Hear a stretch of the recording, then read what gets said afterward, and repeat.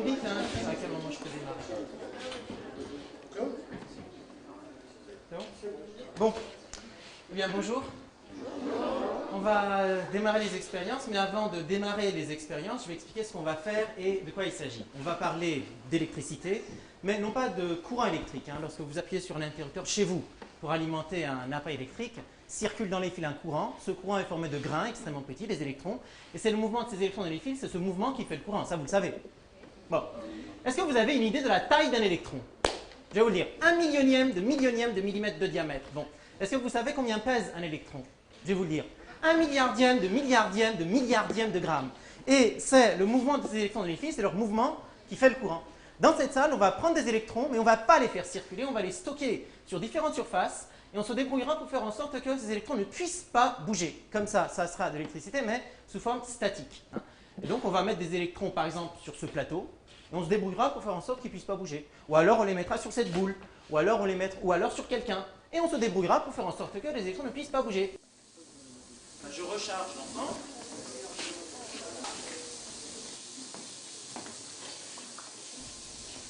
Alors, ce que vous voyez ici, ça, c'est ce qu'on appelle une aigrette. Aigrette. Ou bien un feu de Saint-Elme. Ou bien un feu de Saint-Nicolas. Ou bien un feu de Saint-Joseph. Ou bien, bon, j'approche maintenant la pointe plus près. Ça, ce sont les étincelles. Ah, ça, c'était encore une étincelle. Voilà, c'est ça. Est-ce que vous arrivez à voir cette lueur? Non, là. Voilà, ça. Est-ce qu'on pourrait éteindre cet éclairage ici, s'il vous plaît, parce que sinon on ne voit pas. Pas longtemps, hein, juste le temps que je puisse leur montrer ça.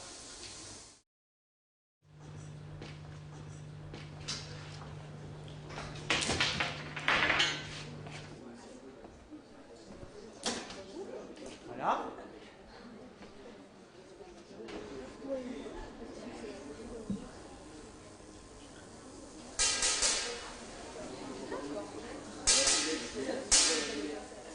Bon, à mesure que j'augmente la tension, ça claque de plus en plus facilement. Va arriver un moment où, vous verrez, il y aura sans cesse des étincelles.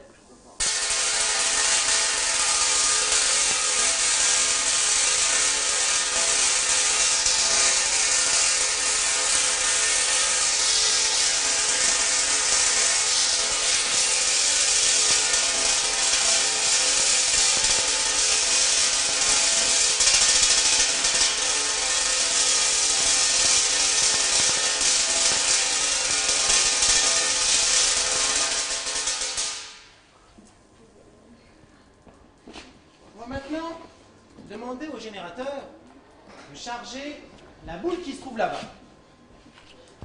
Vous voyez, sur cette boule, on a monté des tiges. Ces tiges se terminent en pointe. Ce qu'on veut montrer dans cette expérience, c'est ce qu'on appelle le pouvoir des pointes. Ce sont les molécules de l'air, plus précisément les ions positifs de l'air, qui se dirigent dans un premier temps vers la pointe, qui arrachent au niveau de la pointe les charges négatives, qui deviennent des ions moins, et qui s'en vont ensuite avec les électrons sur le dos. Ces ions qui partent ici, ils vont déposer où leurs électrons? Là où ils peuvent. Par exemple, chez vous. Vous n'êtes pas très loin. Donc là, t'es neutre, t'es neutre, t'es neutre, vous êtes neutre, tout le monde est neutre.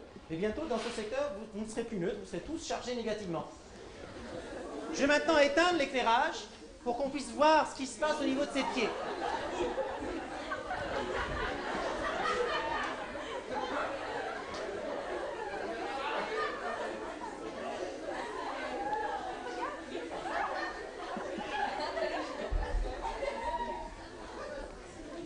Bon, manifestement, les semelles de ses chaussures sont un tout petit peu trop épaisses. La barrière résiste, il a de la chance. C'est pour ça qu'il sourit. C'est pour ça qu'il est content.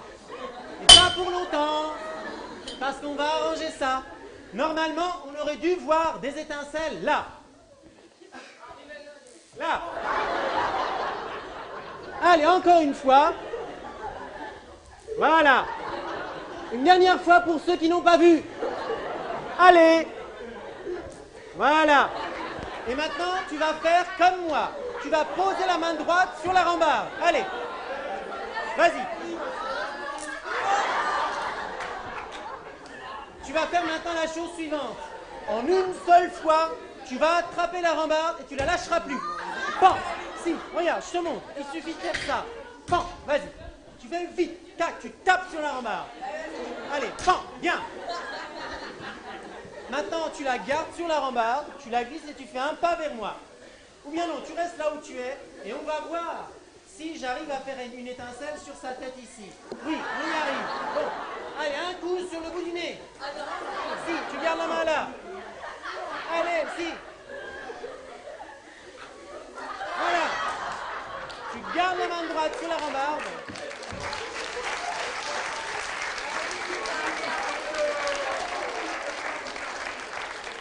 Tu la glisses et tu fais un pas vers moi. Voilà. Très bien. Tu gardes bien la main droite ici. Hein. Maintenant, tu vas mettre le bras gauche devant toi, le poing fermé. Je vais compter jusqu'à 3. Quand je dirai top, tu lèveras le bras gauche et tu pointeras un doigt de la main gauche vers le tourniquet. D'accord? Alors, utilise un doigt qui ne sert pas à grand chose. T'es prêt? 1, 2, 3, top! Vas-y. Pointe le doigt, voilà. Plus haut, plus haut. Voilà. Alors maintenant, s'il approche.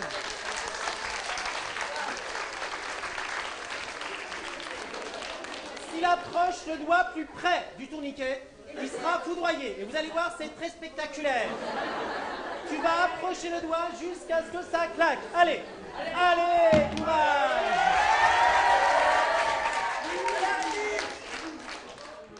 Allez, plus haut, plus haut, plus haut, plus haut. Voilà. Merci.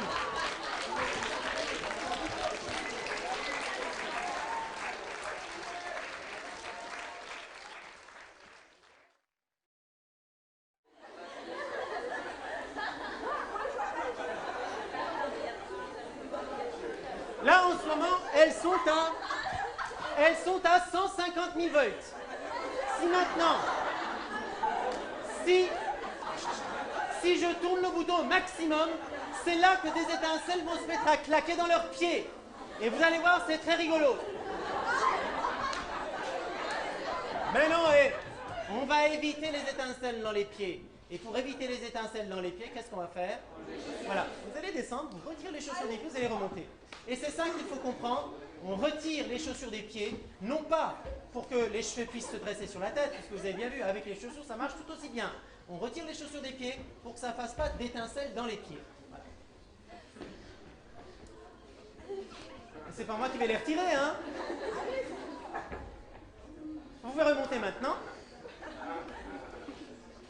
Gardez bien les bras le long du corps. Alors, chose importante, ne tentez pas de descendre pendant l'expérience. Vous remarquez, ça sera d'autant plus spectaculaire. Mais bon, il faut éviter. Parce que tant que les deux pieds sont à 350 000 volts, tant que les deux pieds sont à 350 000 volts, ça va. Mais supposons qu'elle se mette à descendre. Tu ne le feras pas, mais enfin supposons. Si elle se met à descendre, son pied gauche va se rapprocher de la Terre. Comme la Terre est à 0 volts, ce pied gauche sera lui aussi à 0 volts, ou presque. Tandis que celui qui est resté là-haut, lui, il sera toujours à 350 000 volts. Et va apparaître donc une différence entre les deux pieds, d'à peu près 350 000 volts. Cette différence va mettre les charges en mouvement dans le corps, et ça secoue. La secousse va faire que tu vas perdre l'équilibre, et tu vas tomber par terre. Mais enfin, c'est pas dramatique. Donc si vous tombez par terre, bon ben vous relèverez, et vous remontez sur le plateau. En plus, toi, tu as de la chance ici, parce que si tu tombes de ce côté, eh ben, c'est pas grave. De ce côté, en revanche, je ne plaisante pas. Si jamais ça m'étonnerait que tu tombes, c'est presque jamais arrivé. Enfin, si jamais ça arrivait, si jamais tu tombais de ce côté, fais très très attention. N'abîme pas le tuyau qui est ici. C'est pas facile à réparer. Gardez bien les bras le long du corps. Je tourne le bouton. Secouez la tête. Secouez la tête. Voilà, c'est bien, ça suffit.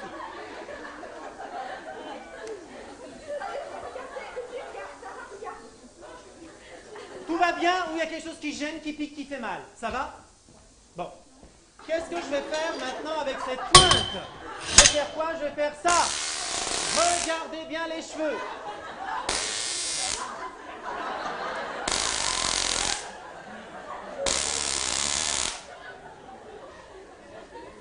Allez. Alors là maintenant, vous avez devant vous deux lavabos vides. Les lavabos sont vides parce qu'il y a le conduit d'évacuation. Je l'élimine, ça se recharge.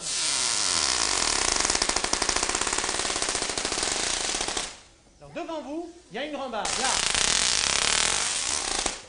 Tu vas prendre la pointe qui est ici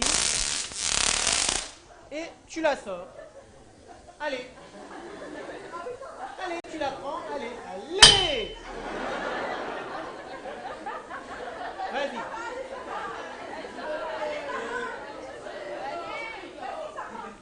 Faut pas craindre parce que la pointe est à 300 000 volts, mais la main aussi. Avec une main à 300 000, je touche une pointe à 300 000, la différence est nulle, il se passe rien. Tu tiens bien la pointe dans la main, tu l'orientes vers mes pieds. Tu tends bien le bras. Tu ne lâcheras pas la pointe, hein. Tu ne lâcheras pas la pointe, même si ça fait mal.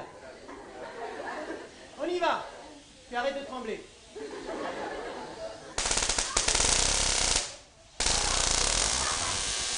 Regardez bien la position des cheveux.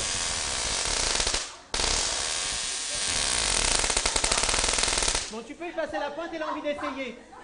Si, allez. Tu vises vers moi. Très bien.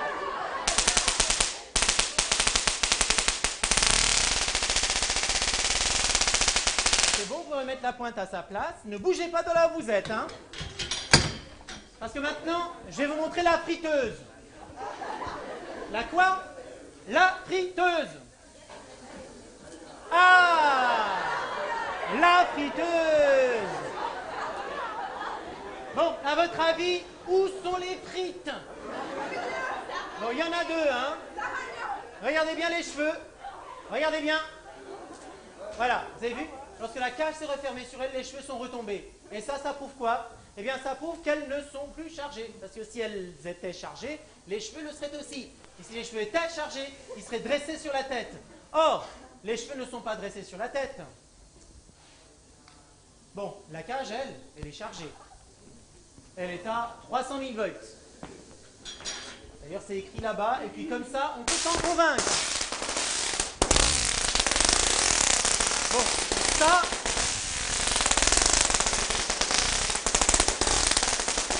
ça convainc tout le monde que la cage est à 300 000 volts. Il y a une chose qu'il ne faut pas faire, c'est même interdit. Ah bon, c'est quoi? C'est ça. Parce qu'il ne faut surtout pas prendre la pointe, et avec la pointe, aller dans la cage vers les pieds. Mais, rassurez-vous, je ne le ferai pas. À votre avis maintenant, elles, dans la cage, toutes les deux, elles sont à quel potentiel? Elles sont à combien de volts, autrement dit? Combien? Bon. Regarde ce que tu vas faire. Tu vas poser t'es droitière ou gauchère? Droite. Alors la main gauche. Tu vas la poser à plat ici. Allez, tu approches doucement la main gauche et tu poses sur la cage. Vas-y. Allez, doucement. Allez, allez. Bon. Lorsqu'elle a touché la cage, avez-vous vu une étincelle? Non. Or, si sa main avait été à 0 volts, comme la cage est à 300 000 volts, une main à 0 volts ici, une cage à 300 000 volts ici, cette différence de 300 000 volts aurait provoqué une étincelle longue comme ça entre la cage et la main. Et cette étincelle, on ne l'a pas vue. Et ça, c'est la preuve qu'elle est à 300 000 volts. Avec une main à 300 000 volts et touche une cage à 300 000 volts. Remarquez une chose, ça c'est important. Elles sont à 300 000 volts sans charge.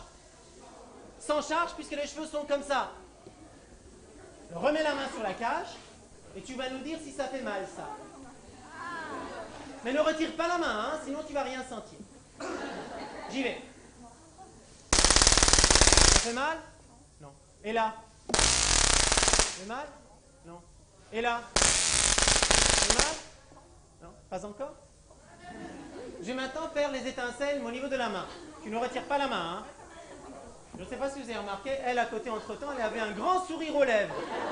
Tu vas poser ta main à côté de la sienne. On y va. Vous ne retirez pas la main, hein. On y va. 1, 2. Alors qu'est-ce qu'on veut montrer dans cette expérience? On veut montrer que, à partir du moment où on est enfermé dans une boîte métallique, on est protégé. On est protégé des influences électriques extérieures. C'est ce qu'on appelle une cage de Faraday. Allez-y. Allez. On y va.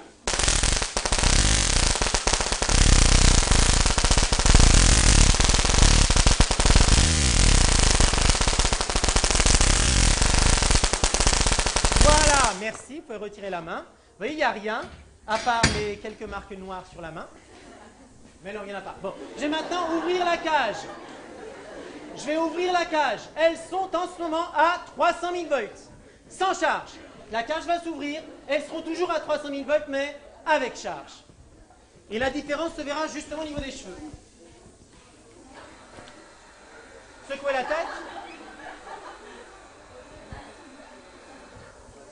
Je vais maintenant remettre le générateur à 0. Les cheveux vont retomber. Et quand je vous le dirai, vous pourrez descendre.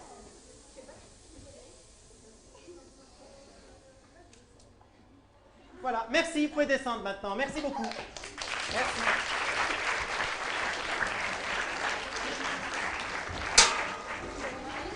Je ne sais pas si je vous l'ai dit, pour rendre l'air conducteur sur 1 cm, on a besoin de 10 000 volts. Ça veut dire que si jamais vous voyez une étincelle longue comme ça dans l'air, dites-vous quand ces deux bornes, il y avait 10 000 volts. Maintenant, si l'étincelle fait 1 mm, c'est qu'il y avait à peu près 1000 volts. Or, lorsque vous marchez sur une moquette, avec une semelle en caoutchouc, vous arrachez des électrons à la moquette. La moquette devient plus, vous devenez moins. Vous baladez quelques temps avec trop de moins sur le corps, vous touchez une poignée de porte, vous serrez la main à quelqu'un, faites la bise à quelqu'un, et ce trop de moins accumulé sur le corps fiche le camp, et ça fait bien une étincelle d'1 ou 2 mm de long. Or, on vient de dire que pour obtenir une étincelle d'une telle longueur, on a besoin de 1000-2000 volts. Bon, est-ce que ça veut dire que rien qu'en marchant sur la maquette, vous développez 1000-2000 volts, vous vous retrouvez à 1000-2000 volts? Réponse? Oui, puisque je viens de le dire. 1 mm, c'est 1000 volts. Puisque c'est 1 mm, ben c'est 1000 volts. Vous allez dire, ah bon? Mais pourquoi personne ne m'a jamais dit ça? Pourquoi personne ne m'a jamais dit que quand je marche sur une moquette, j'atteins facilement les 4 à 5000 volts? Pourquoi personne ne m'a jamais dit que quand je me peigne avec un peigne en plastique, ça fait facilement 30 000 volts? Pourquoi personne ne m'a jamais dit que quand j'enlève un pull, quand le pull frotte contre la chemise, ça développe facilement 100 à 150 000 volts? Attends, mais pourquoi personne ne m'a jamais dit tout ça? Je ne sais pas pourquoi. On aurait dû vous le dire. On aurait dû vous le dire. Et en effet, quand on marche sur une moquette, on atteint facilement des tensions extrêmement élevées. Sauf que, vous savez ce que je sais, il y a des gens qui vont me dire, bon alors, pourquoi est-ce qu'on paie EDF? Moi, je rentre chez moi, j'arrête de payer EDF, je vais frotter les chaussettes contre les pulls, et on va économiser les sous. Mais ça ne marchera pas parce que la quantité de charge arrachée à la moquette reste extrêmement faible. Typiquement, quand vous marchez sur une moquette, vous arrachez à la moquette typiquement 1000 milliards d'électrons. Qu'est-ce qu'on peut faire avec 1000 milliards d'électrons?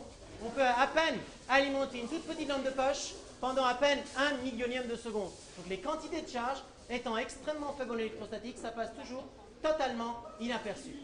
Et bien voilà, je vais m'arrêter là, je vais vous laisser, je vous dis au revoir et bonne suite de visite. Merci.